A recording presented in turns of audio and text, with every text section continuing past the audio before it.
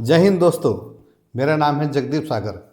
आप सबका स्वागत है एक बार फिर मेरे channel master review movies and series में। दोस्तों, आज मैं रिव्यू करने जा रहा हूँ द फैमिली मैन सीजन 3 का, जिसके डायरेक्टर हैं राजन डीके, जिन्होंने इससे पहले द फैमिली मैन सीजन 1 और द फैमिली मैन सीजन 2 का डायरेक्शन किया है। और मैं आपको बताऊंगा कि इन्होंने एक अन्य सीरीज भी डायरेक्ट की है जिसका नाम है फर्जी, जिसमें मेन भूमिका में थे शाहिद कपूर और विजय सेतुपति। आज वेब सीरीज का आपको पूरा रिव्यू दूंगा डिटेल में कि ये सीरीज मुझे कैसी लगी, ये कितनी लंबी है और आपको देखनी चाहिए या नहीं। आपको अपना टाइम इस वेब सीरीज के 6.5 घंटे लंबी सीरीज पर खर्च करना चाहिए या नहीं।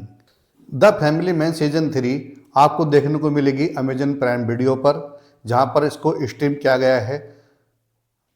क्या इसमें वो थ्रिल, वो सस्पेंस और वो एक्शन है, वो कॉमेडी है जो इसके पहले 2 सीजन में थी। जहां हमें दिखाई देता है कि पहला सीजन टेररिस्ट जो दिल्ली पर अटैक करते हैं और एक गैस लीक प्लांट में इन्वॉल्व होते हैं, उसको दिखाया गया था और वो पूरी कंप्लीट सीरीज थी, जहां पूरा उसका क्लाइमैक्स हमें मिलता है कंप्लीट देखने को। वैसे ही दूसरा सीजन था सामंता फोक्स के नाम, जो उसमें एक टेररिस्ट बनी थी और उन्होंने अपने बहुत शानदार एक्टिंग से और अपने बहुत शानदार एक्शन से उस सीरीज़ को कामयाब बनाया था। और वो सीरीज़ पूरी तरह कंप्लीट होती है और हमें मिलता है एक शानदार क्लाइमैक्स, जिसमें हमें दिखाई देता है कि जो राजन डीके के मेन हीरो हैं मनोज वाजपेयी और सारा हाशमी, वो बचा लेते हैं हमारे देश के प्रधानमंत्री को। सबसे पहले मैं बताऊंगा कि इसका जो प्लॉट है वो नागालैंड से शुरू होता है और वहाँ पर कुछ राजनीतिक लोग हैं जो भारत के प्रधानमंत्री से डील करते हैं शांति के लिए, अपनी तरक्की के लिए। लेकिन यहीं से कुछ टर्न एंड ट्विस्ट आते हैं और जो मेन मुख्य खुफिया अधिकारी होते हैं कुलकर्णी जी, उनकी श्रीकांत तिवारी यानी कि मनोज वाजपेयी के सामने रुकमा यानी कि जो जयदीप अहलावत हैं, वो उनकी हत्या कर देते हैं। और यहीं से ही कहानी आगे बढ़ती है, जहां पर जयदीप अहलावत के पीछे पड़ जाते हैं मनोज वाजपेयी जी कुलकर्णी जी का बदला लेने के लिए। कहानी इसी पर काफ़ी स्क्रैच होती है, खिंचती है और 2-3 एपिसोड निकल जाते हैं, जिनमें आपको बिल्कुल भी बोरियत नहीं होगी। जहां पर आपको देखने को मिलेगा श्रीकांत तिवारी जी का कुछ फैमिली मैटर और जो कॉमेडी पंचेज हैं उस समय वो आपको काफ़ी हंसाएंगे। सारे भासमी जो इसमें के खुफिया अधिकारी बने हैं, उनका भी काफ़ी अच्छे डायलॉग पंचेज हैं जो आपको हंसाते हैं, क्योंकि उसमें वो अपना एक ऐसा रोल निभा रहे होते हैं शुरू के एपिसोड में, जहां वो अपने लिए लड़के देख रहे होते हैं शादी के लिए। और वो जो मोमेंट हैं सारी भाषा के, वो आपको काफ़ी हंसाएंगे और आपका काफ़ी मनोरंजन करेंगे।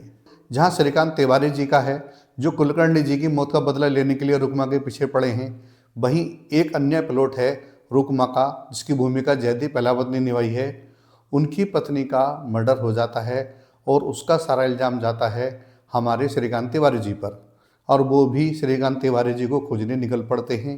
और कुछ टर्न एंड ट्विस्ट के साथ इस तरह की घटनाएं घटती हैं कि श्रीकांत तिवारी के पीछे एक ऐसा व्यक्ति घोषित कर देते हैं जो कुलकर्णी जी की मौत में एक सस्पेक्ट बन जाता है।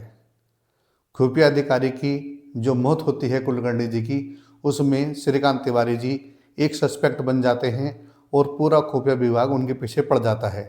क्या वो अपने आप को, अपने परिवार को रुकमा से और इन खुफिया अधिकारियों से बचा पाते हैं या नहीं, या वो अपने अधिकारी कुलकर्णी की मौत का बदला रुकमा से ले पाते हैं या नहीं, आपको ये देखने के लिए सीरीज देखनी पड़ेगी। मनोज वाजपेयी पहले की तरह श्रीकांत तिवारी के रोल में बहुत शानदार हैं।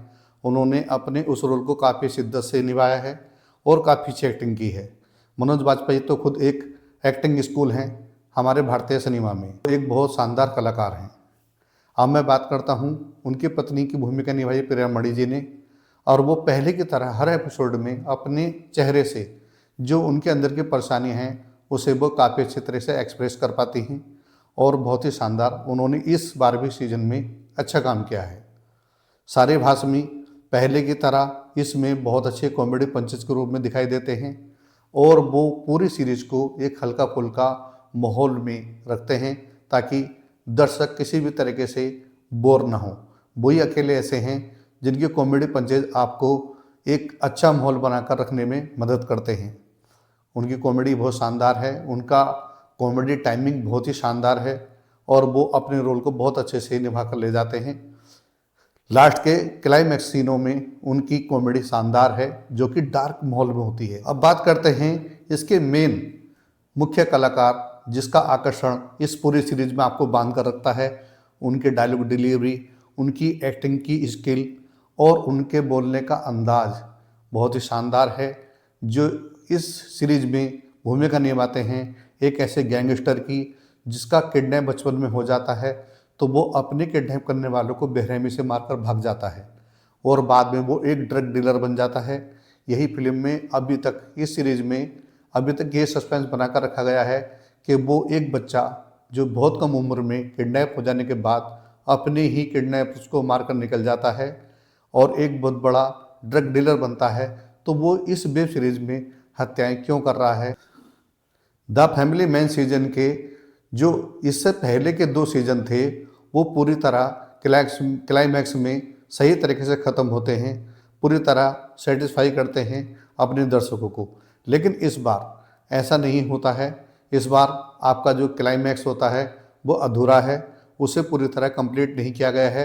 यानी कि इसका अगला सीजन जब आएगा तो उसमें हमें यही प्लॉट देखने को मिलेगा जिसे राज एंड डी के आगे बढ़ाएंगे।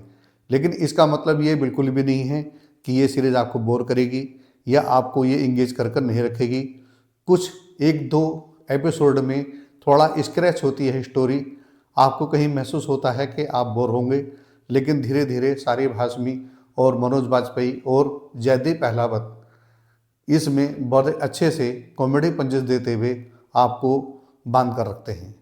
और इसमें एक और मुख्य आकर्षण है, वो है निमृत कौर, जिन्होंने पहली बार इस तरीके की भूमिका निभाई है। वो एक इस तरीके के कॉन्टैक्ट रुकमा को एक कॉन्टैक्ट देती हैं प्रधानमंत्री जी को मारने का, और क्या वो उसे मार पाते हैं, क्या अपना बदला मनोज बाजपेयी जी यानी कि श्रीकांत तिवारी जी ले पाते हैं। यही इस फिल्म में एक थ्रिल बना हुआ है जो आखिर तक बना हुआ रहता है और वो आखिर तक ख़त्म नहीं होता, जिसके लिए हमें इंतजार करना पड़ेगा इसके अगले सीजन का। अगर मैं बात करूं इसके और टेक्निकल चीज़ों पर, तो इस सीरीज़ की भी सिनेमेटोग्राफी बहुत ही शानदार है, इसके डायलॉग बहुत शानदार हैं और इसका डायरेक्शन राजन डीके ने जो किया है वो भी लाजवाब है। आपको इसका डायरेक्शन पहले के जो अन्य सीजन थे उनके मुकाबले कुछ कमज़ोर नज़र आएगा, लेकिन फिर भी आपको ये इंगेज करके रखेगा, आपको बोर होने नहीं देगा। अगर आपको अपने 6.5 घंटे इस वेब सीरीज़ पर खर्च करने हैं तो मैं कहूँगा आप इसे परिवार के साथ ना देखें, क्योंकि इसमें कई जगह पर गालियों की भरमार है। हालांकि इसमें न्यूडिटी का कोई भी रोल नहीं है, बहुत कम सीन ऐसे हैं जो आपको ऑफेंड करेंगे, लेकिन फिर भी ये सीरीज़ परिवार के साथ आप मत देखिएगा। आप व्यस्क हो तो ही इस वेब सीरीज़ को OTT platform Amazon prime video पर ज़रूर देखिएगा। धन्यवाद।